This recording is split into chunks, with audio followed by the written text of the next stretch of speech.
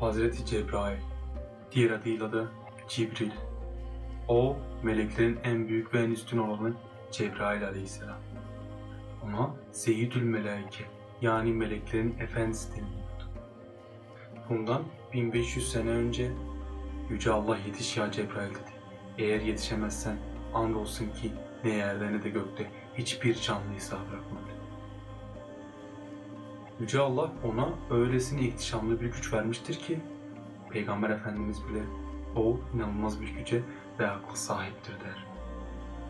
Kanatları, hızı, boyu o kadar ihtişamlıdır ki biz insanoğlunun rüyalarında dahi hayal edilemezdi. Şimdi duyduklarınıza inanamayacak ve hayretler içinde kalacaksınız. İnsanlar için büyüklük nedir?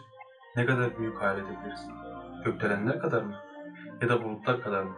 Biraz daha büyütüp gezegenler kadar desek? İşte biz insanoğlunun büyüklük anlayışı hemen ortaya çıkıyor değil mi? Dünyamızdan milyonlarca kat büyük olan Güneş, Hazreti Cebrail'in sadece iki kaşının arasında bir zerre tanesi gibiydi. Bir düşünsenize. Cebrail aleyhisselam nurlar saçan çok güzel bir varlıktı ve tüyleri safran gibidir. 600 kanadı olan Cebrail aleyhisselam her kanadının arasında 500 sene mesafe vardır. Peki şimdi hayal edebilir misiniz? Ben zorlamayın derim. Hazreti Cebrail'in kanatları tamamen yakut ve mercanlarla kaplıdır. Aynı zamanda kanatlarının üzerinde ay, güneş gibi figürler ve diğer pek çok gezegenler vardır. Şimdi size Hazreti Cebrail'in yaşadığı akıl almaz 4 olaydan bahsedeceğim. Peygamber Efendimiz Cebrail aleyhisselam bir gün konuşurken Peygamber Efendimiz sorar: "Ey Cebrail, sen hiç korkup dehşetler içinde kaldığın oldu mu?" der.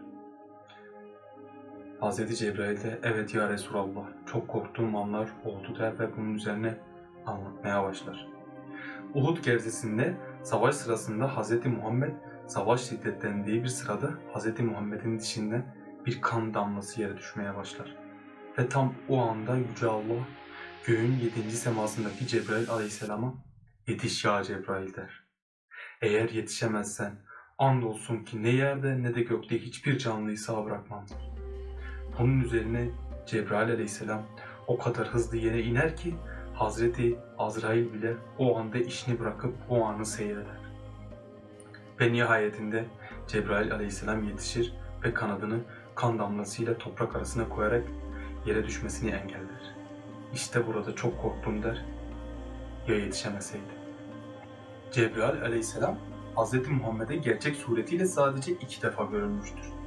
İlki Nur Dağı'nda ilk ayet indiğinde göğü kaplayan tahtında oturan Hz. Cebrail Hz. Muhammed'e görünmüş ve göğüs kafesinden sıkarak oku demiştir.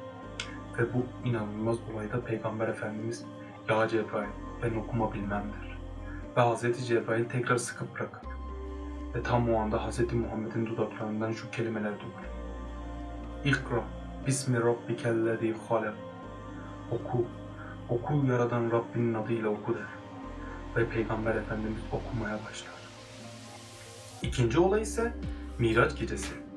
Cebrail aleyhisselam Hz. Muhammed'i gerçek suretiyle Miraç'a çıkarır ve orayı gösterir. Sonsuz olan cennet ile cehennemi ve daha pek çok şeyi gösterir. Cebrail aleyhisselam Hz. Peygamberleri ziyareti sırasında çoğu zaman başkalarının kılığında ziyaret ederdi.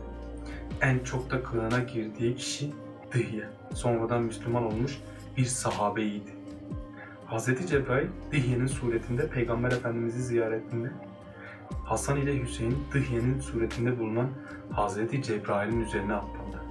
Ve bunun üzerine Peygamber Efendimiz ile Cebrail "Ey Cebrail, sanma ki benim torunlarım edepsizdir." Dihye ziyaretime geldiğinde sürekli şeker gibi şeyler getirdiler.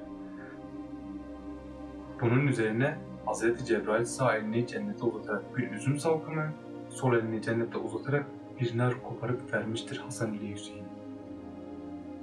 Hz. Cebrail'in ziyaretleri sonrası Peygamber Efendimiz sahabelerine söyler: "İşte bu giden Cebrail aleyhisselam." Bir gün Hz. Hamza Cebrail aleyhisselamı çok görmek ister ve ısrarlarına dayanamayan Hz. Muhammed Hz. Hamza'ya "Göğe bak" der. ve Hz. Hamza başını kaldırıp kaldırmaz göğü kaplayan ve tahtında oturan Cebrail aleyhisselamın sadece ayağını görür ve Hz. Hamza buna dayanamayarak o anda bayılır. Cebrail aleyhisselam öylesine ihtişamlıdır ki kanadından bir tüy düşse ve dünyadaki en büyük dağın üzerine gelse o da yerinden oynar der sahih hadislerde. Hz. Cebrail vahiy ve müjde getirdiği pek çok olay gibi engel olmak için de gönderildiği olaylar olmuştur. Bunlardan birisi de Hz. İbrahim'in ateşe atılması olayıydı. Ateş için bir hafta odun toplanır ve Hz. İbrahim mancılıkla o ateşe fırlatılır. Ve Yüce Allah Cebrail'e "Ey Cebrail, İbrahim'e sor bakalım bir isteği var mı?" Cebrail aleyhisselam hızla Hz. İbrahim havadayken sorar İbrahim. "Var mı bir isteğin ey İbrahim?" der. Bunun üzerine Hz. İbrahim "Rabbimden gelmişse bu imtihan başım gözümüzdür." İşte tam o anda Yüce Allah ateşe "Ey ateş, serin ol." Toprağa ise "Ey toprak, yumuşak ol." der. Ve İbrahim'in başına Allah'ın izniyle hiçbir şey gelmez. Hz. İbrahim Yaradan'dan sürekli bir oğul istemesi ve eğer bir oğlum olursa en sevdiği şeyi adak uğruna Allah için kurban edeceğimdir. Nitekim Allah Hz. İbrahim'in bu isteğini kabul eder ve bir oğulla müjdeler. Hz. İbrahim adını İsmail verdiği bir oğlu olur. Zamanla verdiği sözü unutan Hz. İbrahim bir gece rüya görür ve Arife gecesinde verdiği söz aklına gelir. En sevdiği oğlu İsmail olduğu için İsmail'i kurban etmek için bir dağa götürür ve eline aldığı bıçakla İsmail'i kurban etmek ister. Lakin bıçağın ters tarafıyla kestiğini görür ve tam bıçağı çevirip kesecekken Yüce Allah "Ey Cebrail yetiş ve bu kurbanlık kuşu götür. Oğlu yerine bunu kurban etsinler." Ve Hz. İbrahim bıçağı çevirene kadar Hz. Cebrail yetişir ve İbrahim Aleyhisselam'a engel olur.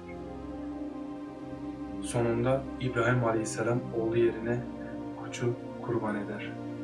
Hz. Cebrail'in bir diğer özelliği de şöyle.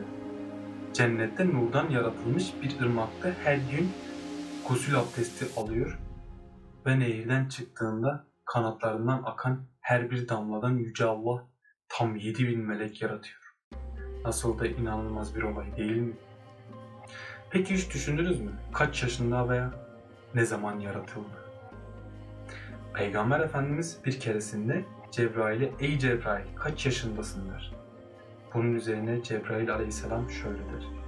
"Ya Resulallah, 70.000 yılda bir ortaya çıkan ve kaybolan bir yıldız var ve ben o yıldızı 70.000 defa gördüm." der. Yani hesabını yaptığımızda Cebrail aleyhisselam 5 milyar yıldır var olduğunu ve ne rastlantıdır ki bilim insanları da dünyamızın yaklaşık 5 milyar yaşında olduğunu söylüyor. İşte tüm ihtişamıyla Cebrail aleyhisselam. Siz de bilinmeyenleri öğrenmek ve bilinmeyenler ailesine katılmak için abone olup beğenebilirsiniz.